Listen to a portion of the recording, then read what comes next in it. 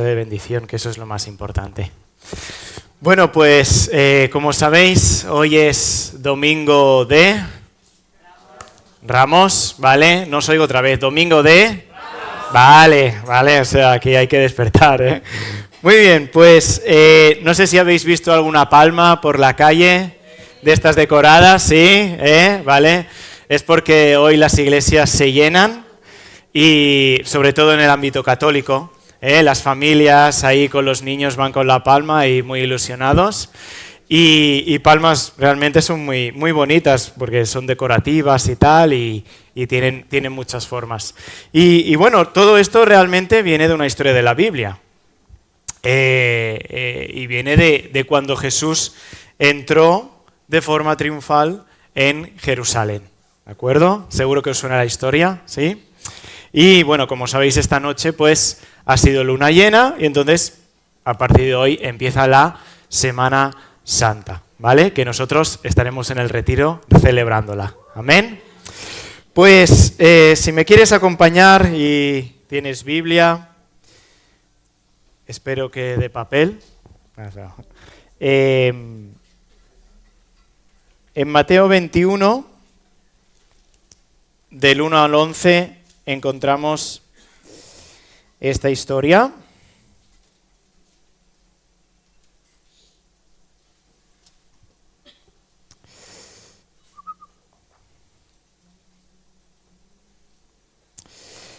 Muy bien, y dice lo siguiente. Cuando se acercaron a Jerusalén y vinieron a Betfagé, al monte de los olivos, Jesús envió 2 discípulos, diciéndoles: id a la aldea que está enfrente de vosotros, y luego hallaréis una asna atada, y un pollino con ella. Desatadla y traédmelos.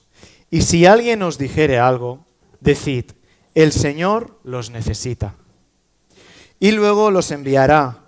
Todo esto aconteció para que se cumpliese lo dicho por el profeta, cuando dijo: decid a la hija de Sión, he aquí tu rey viene a ti, manso y sentado sobre un asna, sobre un pollino, hijo de animal de carga. Y los discípulos fueron e hicieron como Jesús les mandó, y trajeron el asna y el pollino, y pusieron sobre ellos sus mantos, y él se sentó encima. Vamos a parar aquí, luego vamos a seguir, porque me gustaría destacar 3 personajes en esta historia, ¿de acuerdo? Y bueno, el primer personaje que me llama realmente la atención es el dueño de estos animales. Es muy curioso porque realmente no se dice nada de él. Simplemente se dice que es dueño de estos animales, ¿no? Del asna y el pollino, que para ilustrarnos mejor, aquí los tenemos, ¿vale? El asna es la mamá, ¿de acuerdo? Y el pollino es el bebé. Y el pollino, cuando era bastante joven, pues siempre iba acompañado de la madre. Entonces hablamos de 2 animales, ¿de acuerdo?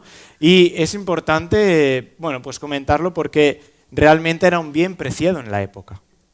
Y bueno, seguimos con este dueño del asna y realmente no se nos dice que Jesús anteriormente hubiera tenido un encuentro con él o hubiera conversado con él, de forma que se hubiera convertido a Jesús y entonces le dejaba estos animales porque se había convertido a él, ¿no? No se nos dice nada al respecto, pero es muy interesante porque van los discípulos, parece como que roben a los animales, ¿no? Porque quizás sin preguntar a nadie y tal, pues cogen a los animales y entonces el Señor ya les avisa que si alguien pregunta: oye, ¿qué hacéis? ¿Por qué cogéis estos animales? Pues ellos dirán: el Señor los necesita, ¿de acuerdo? Y bien, y vemos como que he visto en comentarios bíblicos, ¿no? Como 2 teorías de por qué este dueño pues da estos animales, ¿no? Y el primero es como que Jesús envía emisarios reales, que son sus discípulos. Jesús como rey entra en Jerusalén y entonces envía para el servicio de estos animales y exige ese bien para utilizarlo en la entrada de Jerusalén. Esa puede ser una teoría. La segunda, que normalmente encaja más, es que a nivel histórico Jesús era un rabino, es decir, un maestro reconocido en la época. Es decir, la multitud realmente lo estaba esperando. Y eso nos dice que ya era bastante, famoso, ¿no? Y entonces este dueño, como para ayudar a ese reconocimiento de Jesús, deja, el servicio de el asna y el pollino. Y simplemente me llamó la atención porque este dueño le hace un favor a Jesús. Y parece que hace lo justo y lo necesario, porque a mí realmente me llama la atención de por qué no lo acompañó, ¿no? Si era un rabino y un maestro bien famoso, ¿no tenía ganas de ir con él, conocerlo más personalmente? Y simplemente como aplicación personal en este personaje, a veces nos sentimos bien haciendo favores a Jesús. A veces nos sentimos bien cumpliendo con nuestro deber. He cumplido, he hecho esto y estoy bien, ¿no? Pero ¿realmente es lo que Jesús quiere? No, seguro que Jesús quiere ir más allá. Quiere ir más allá. Tenemos este primer personaje y luego ya en la última diapositiva vamos a profundizar un poco más, pero como primer personaje y también dejarme hacer un ejemplo personal de esto. Yo me acuerdo que de adolescente iba a la iglesia de Travesía de San Antonio, que algunos conocéis, y bueno, como buen adolescente, en medio del culto, iba a la escuela dominical, que es un espacio para jóvenes o niños y bueno, digamos más adaptado hacia ellos, ¿no? Y me acuerdo que solo al acabar la escuela dominical, que bueno, lo llevaba mi madre, que nos aguantaba cada domingo, que era durillo, la verdad. Y al acabar la escuela dominical, todos nos íbamos a la calle, mientras el culto seguía, ¿no? Y solo una persona entraba una vez más al culto, que ese es Diogo, algunos lo conocéis. Pero, no sé, pensando en esto me hablaba de que hemos cumplido y ya está, ¿no? Ya nos sentimos bien, ¿no? Pues quizás este personaje refleja esto y a veces nos podemos sentir identificados. Seguimos y... el asna y el ponillo. Vale. Y en el versículo 8 al 11. Y dice, y la multitud, este es el segundo personaje, que era muy numerosa, tendía sus mantos en el camino y otros cortaban ramas de los árboles y las tendían en el camino. Y la gente que iba delante y la que iba detrás aclamaba diciendo, Hosana al Hijo de David, bendito el que viene en el nombre del Señor. Hosana en las alturas. Cuando entró él en Jerusalén, toda la ciudad se conmovió, diciendo, ¿quién es este? Y la gente decía, este es Jesús, el profeta, de Nazaret de Galilea. Vemos la multitud que era muy numerosa, es decir, es un acontecimiento importante. Y vemos cómo cogen ramas de los árboles. En Juan se nos dice de palmera, porque esta historia también está en los 4 evangelios, y eso denota realmente la importancia de esta historia, ¿no? Y cada evangelio lo cuenta desde su prisma. Y las ramas de palmera, bueno, pues es símbolo de victoria, de triunfo, de paz. Incluso puede también simbolizar las victorias pasadas de Israel. Entonces, realmente la gente estaba reconociendo a Jesús no como un personaje cualquiera, sino como alguien que daría la victoria, alguien que daría la paz al pueblo judío, que estaba esclavizado por el pueblo romano.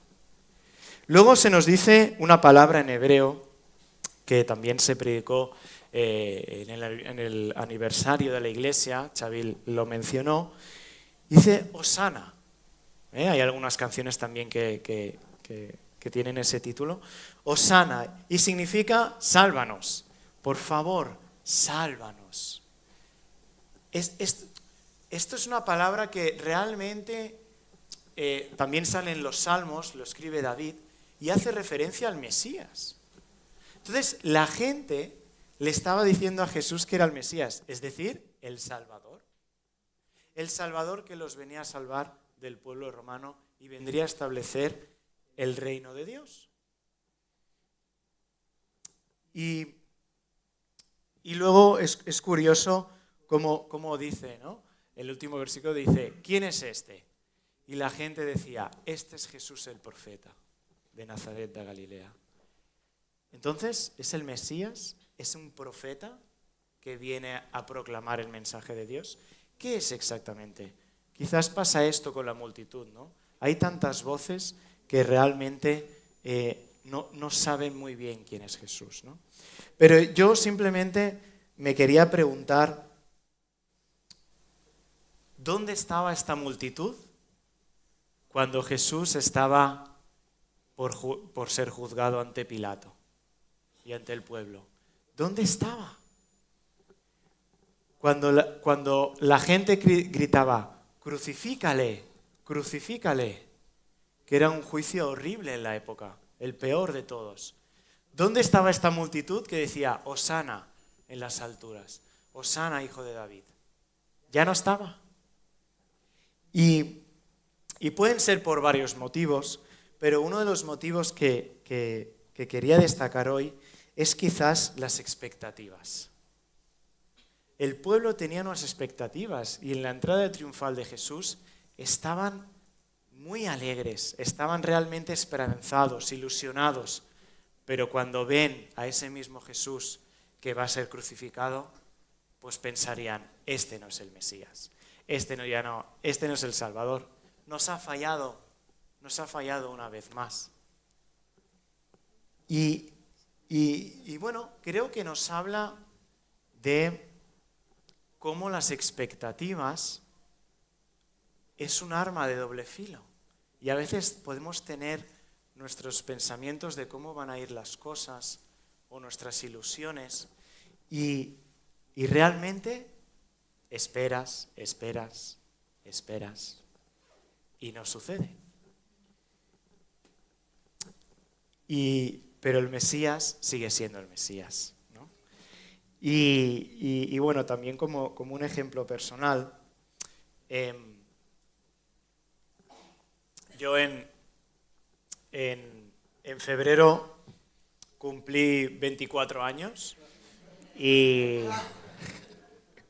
no sé por qué os reís, ¿eh? ¿Vale? Es duro, ¿eh? Ostras, ¿sabéis qué? Una de las cosas es que, ¿sabéis la Tejova, no? La Tejova del metro. Ya no me la puedo comprar, tío. Pero muy doloroso, ¿eh? ¿Sabes? Porque ibas a la aplicación y pone títulos disponibles, té usual, y digo, ¿y mi Tejova que ya no soy joven o qué? No. Bueno, simplemente eso. Cuando los jóvenes de a contracorriente, cuando lleguéis a los 30 ya veréis. Bueno, pero bueno, yo este febrero cumplí 30 años y ¿sabes qué?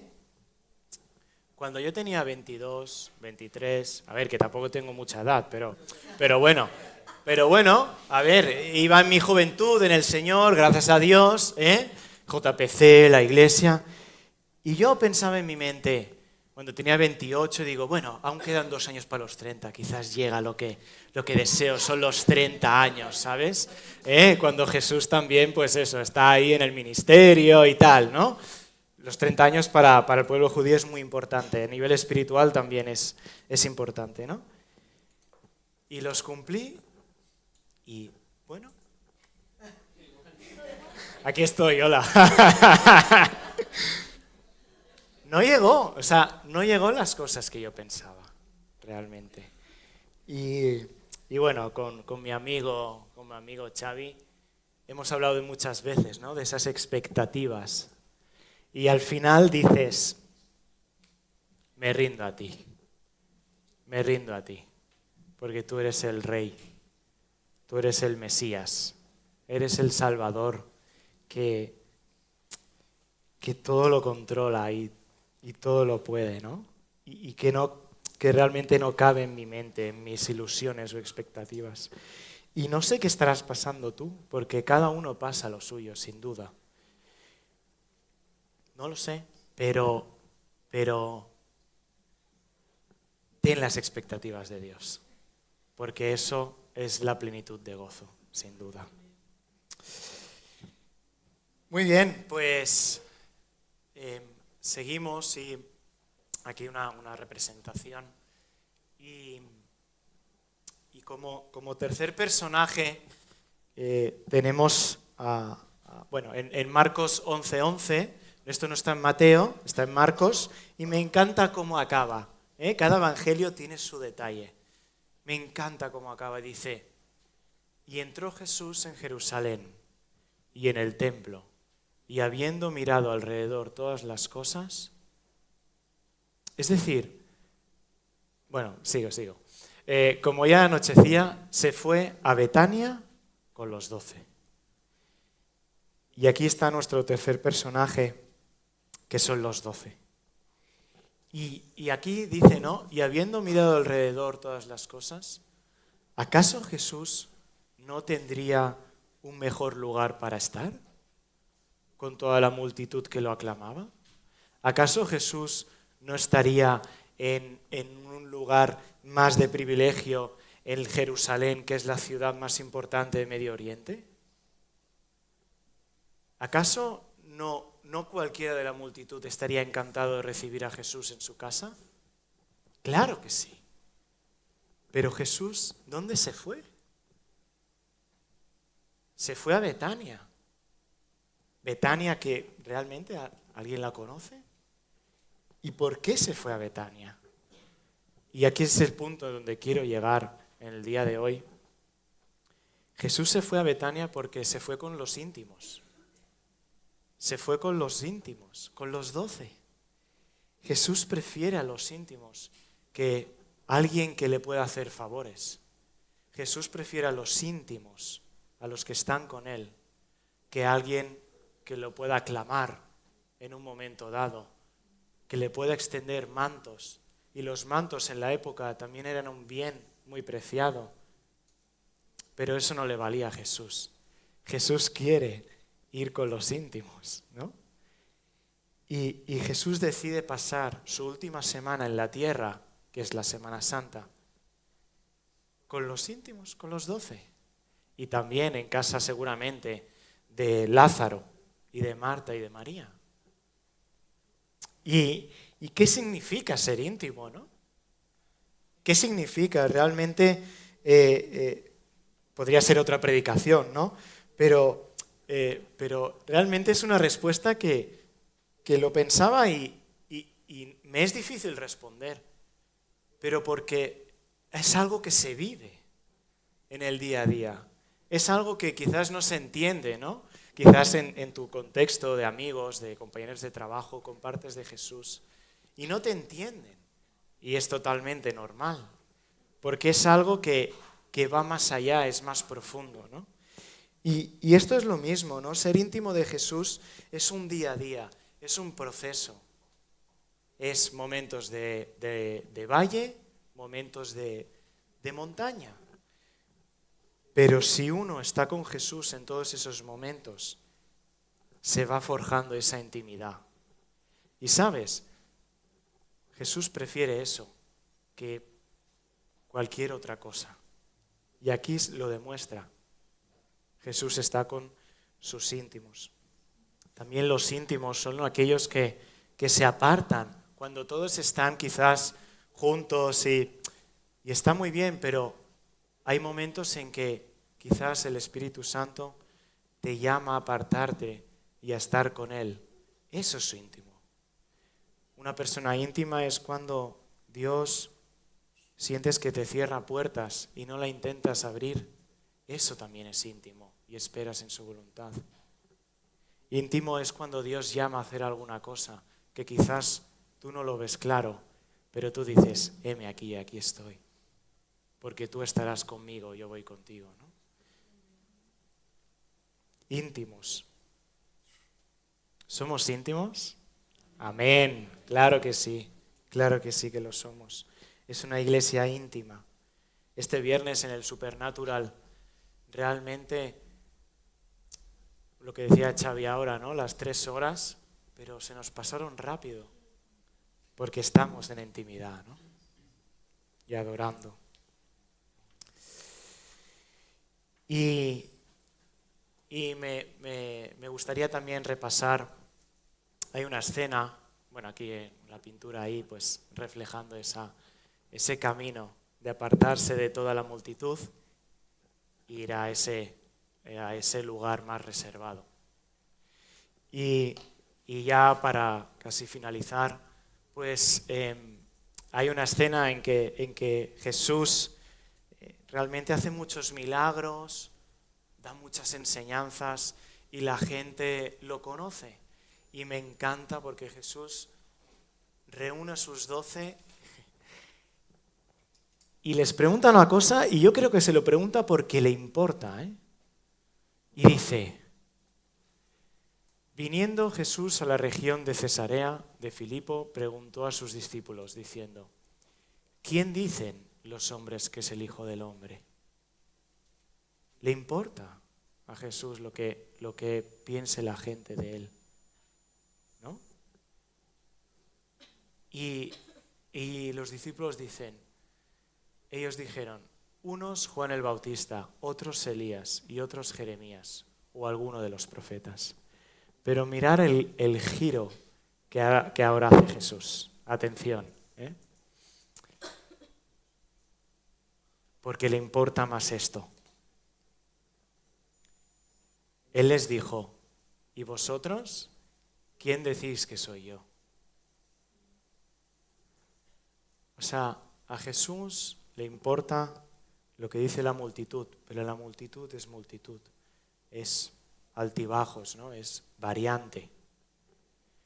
Pero a Jesús le importa más qué piensan los íntimos de Él.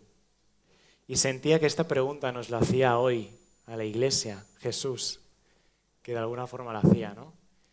¿Y vosotros? ¿Quién decís que soy yo? Incluso háztela personal. ¿Y tú? ¿Quién dices que soy yo? Como si Jesús se presentara cara a cara delante de ti y te lo preguntara. Y me gustaría simplemente estar 30 segundos, porque creo que la respuesta no debe ser rápida, no debe ser inmediata.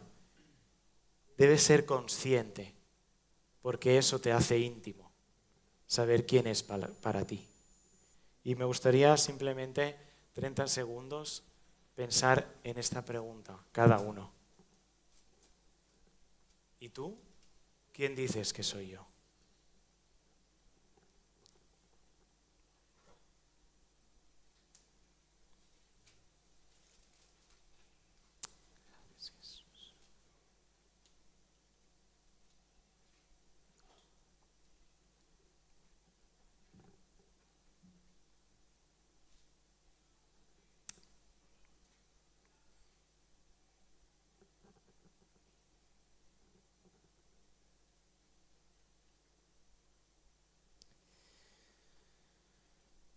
Te queremos conocer más, Jesús.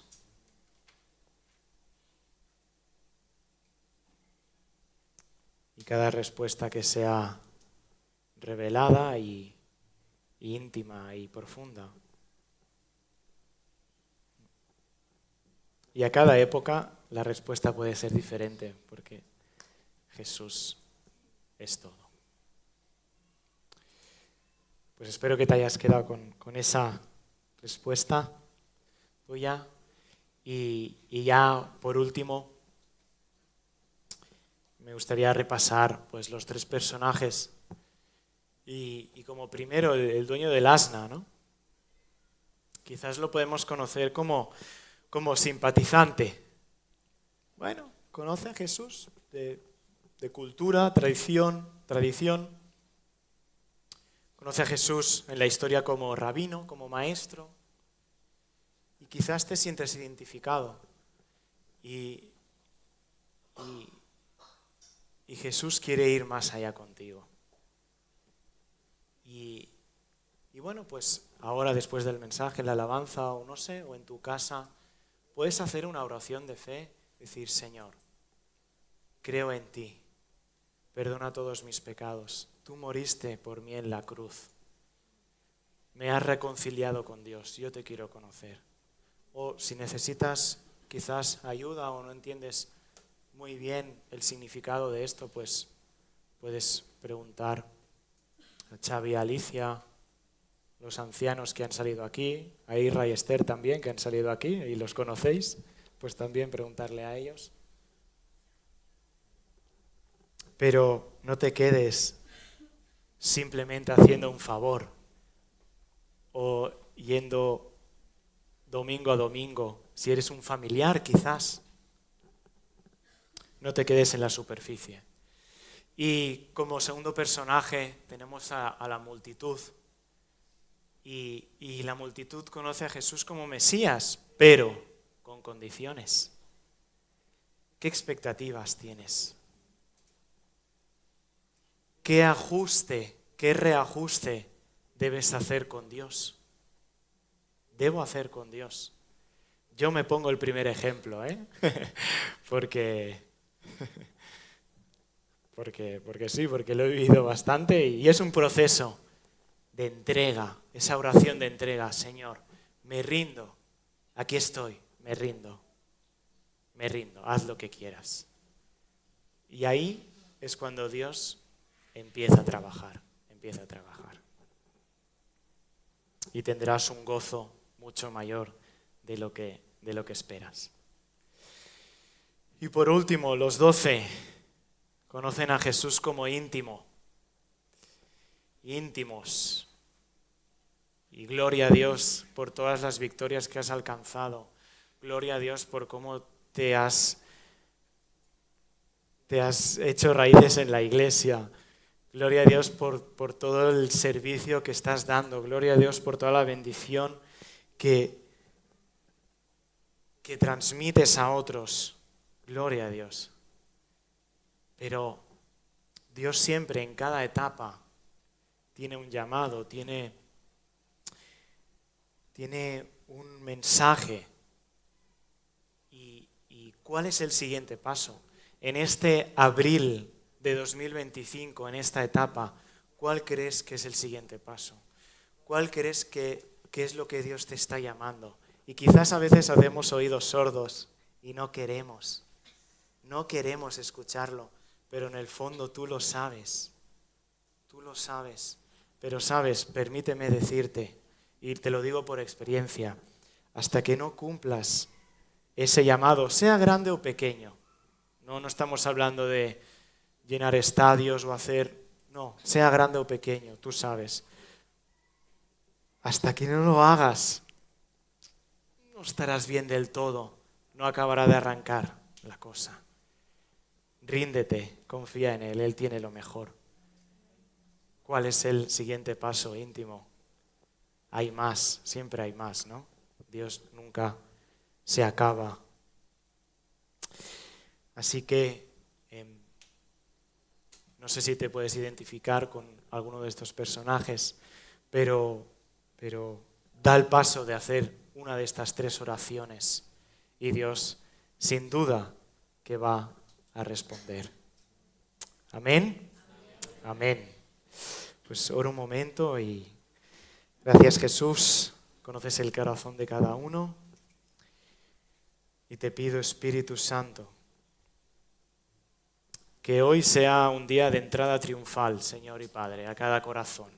Padre, que hoy sea un día de entrada triunfal a cada corazón y que salgamos de forma diferente de cómo hemos entrado, Espíritu Santo, con nuevas expectativas, nuevas ilusiones, nuevas esperanzas que solo tú das, Padre.